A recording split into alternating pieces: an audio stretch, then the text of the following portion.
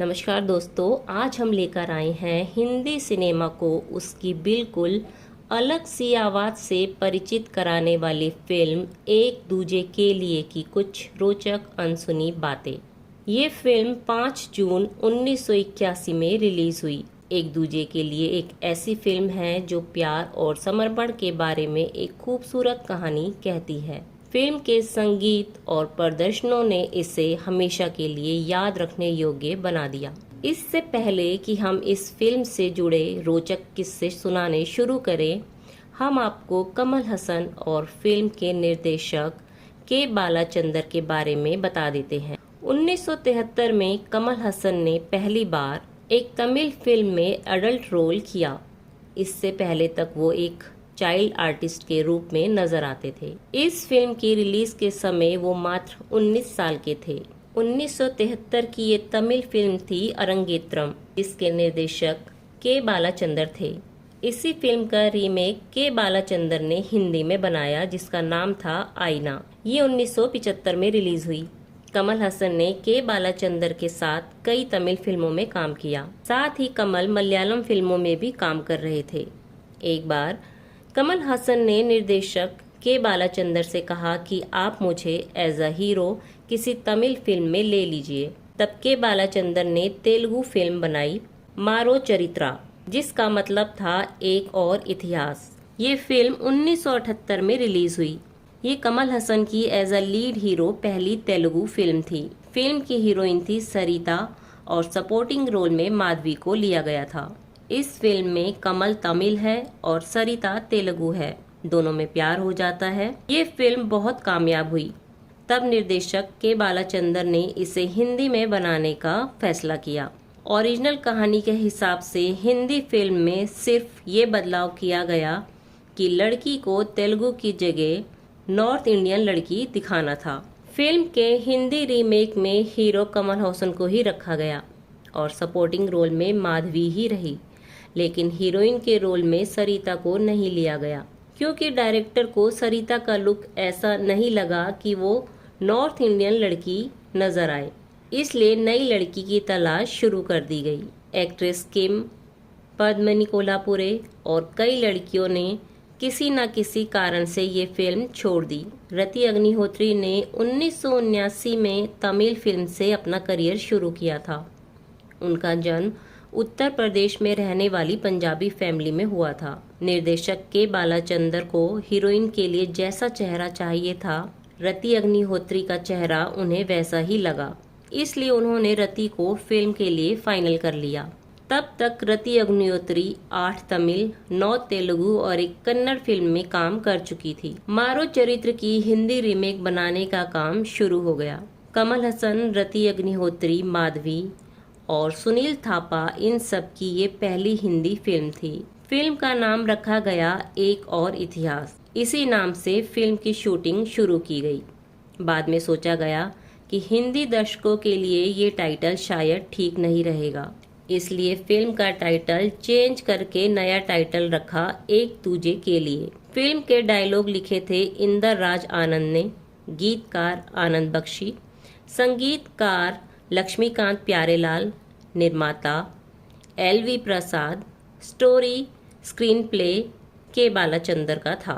Film के निर्माता LV प्रसाद ने पहले कई हिंदी फिल्में प्रोड्यूस की थी। उसमें बहुत बार उन्होंने संगीतकार जोड़ी लक्ष्मीकांत प्यारेलाल का ही संगीत लिया था। 1967 की मिलन, 1968 की राजा और रंग, 1969 की जीने की राह, 1970 की खिलौना, 1972 की शादी के बाद, इन सभी फिल्मों के गीतकार आनंद बख्शी थे। इसलिए एक दूजे के लिए भी LV प्रसाद ने आनंद बख्शी और लक्ष्मीकांत प्यारेलाल को गाने की जिम्मेदारी सौंपी। जब मेल सिंगर की बारी आई तो के बालाचंदर SP बालासुब्रमण्यम की आवाज़ चाहते थे, लेकिन लक्ष्मीकांत प्यारेलाल ने कहा कि हमें नहीं लगता कि ये मद्रासी सिंगर गाने ठीक से निभा पाएगा। SP बालासुब्रमण्यम उस समय अमेरिका में थे, जब के बालाचंदर ने उन्हें फोन करके बम्बई आने को कहा। SP बालासुब्रमण्यम आए और निर्देशक के बालाचंदर उन्हें लेकर लक्ष्मीकांत प्यारेलाल के पास पहुंचे। उनका उच्चारण देखकर लक्ष्मीकांत प्यारेलाल ने बाल सुब्रमण्यम को रिजेक्ट कर दिया।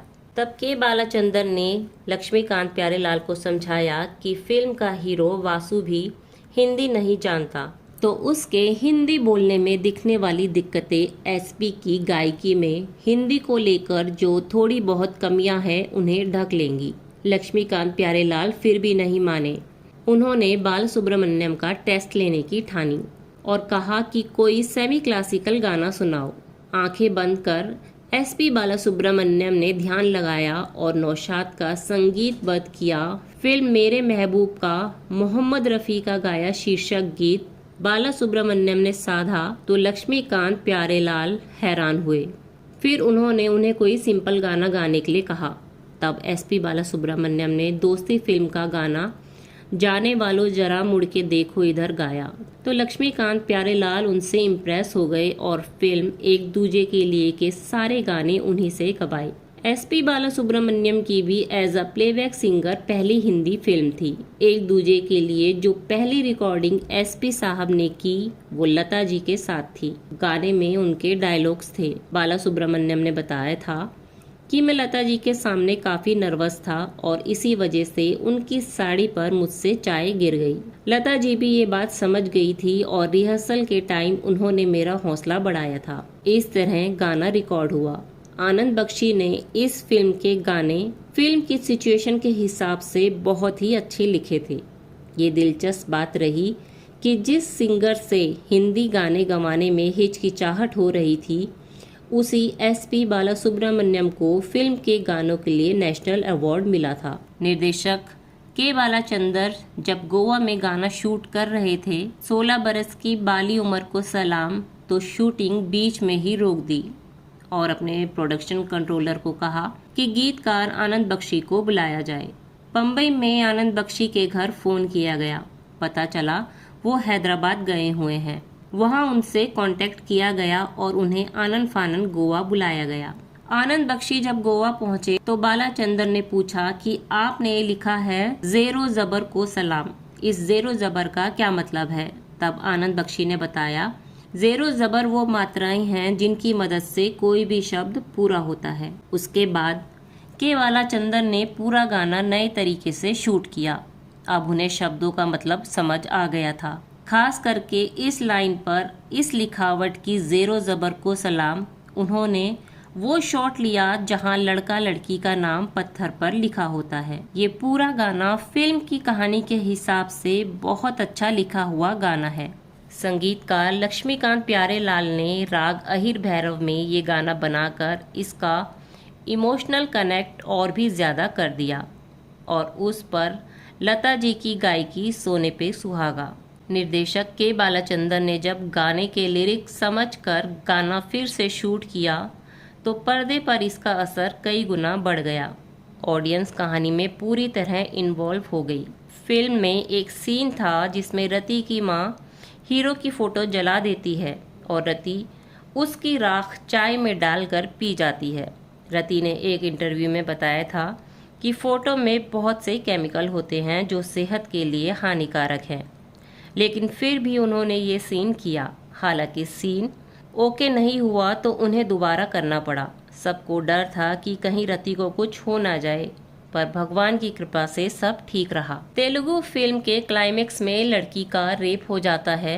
एक दूजे के लिए बनाते समय निर्माता LV प्रसाद ने निर्देशक के बालाचंदर से रिक्वेस्ट की कि हिंदी वर्जन में लड़की का रेप ना दिखाया जाए। के बालाचंदर ने ये बात मान ली।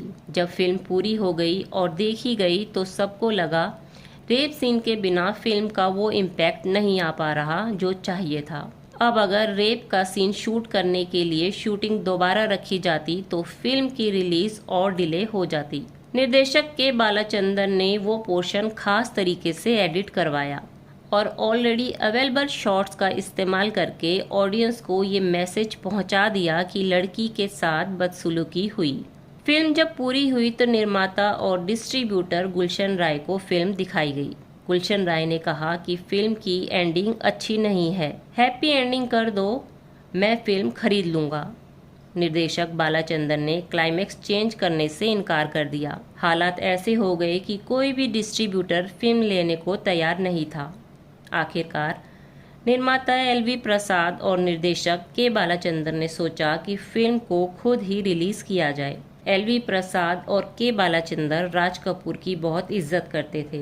फिल्म के प्रीमियर पर राज कपूर को बुलाया गया और फिल्म दिखाई गई। राज साहब ने भी यही कहा कि फिल्म अच्छी है, बस इसका एंड हैप्पी करना चाहिए। राज साहब ने ये बात के बालाचंद्र के असिस्टेंट से कही थी। असिस्टेंट ने ये बात के बालाचंद्र को बताई तो उन्होंने कहा, कल फिल्म की रिलीज है और मैं इसको चेंज नहीं करना चाहता। मुझे यकीन है कि फिल्म का दुखद अंत ही फिल्म को कामयाब करेगा। शुरू में बहुत कम प्रिंट के साथ फिल्म रिलीज की गई, मगर पहले हफ्ते से ही रिस्पांस ऐसा आया कि 5 गुना ज्यादा प्रिंट और रिलीज किए गए। बहुत कम समय में फिल्म को ब्लॉकबस्टर कहा जाने लगा। ये और बात है कि अगले साल के फिल्म फेयर पुरस्कारों में 13 नॉमिनेशन हासिल करने के बाद भी इस फिल्म की झोली में सिर्फ 3 पुरस्कार गिरे, जिसमें से एक अवार्ड मिला फिल्म की शानदार एडिटिंग के लिए एनआर किट्टू को। के बालाचंद्र को मिला बेस्ट स्क्रीन प्ले का अवार्ड। बेस्ट लिरिसिस्ट का अवार्ड आनंद बख्शी की झोली में आया। फिल्म की कमाई ने सबको हैरान कर दिया था। 10 लाख रुपए में बनी फिल्म एक दूजे के लिए ने 5 करोड़ रुपए की कमाई की थी।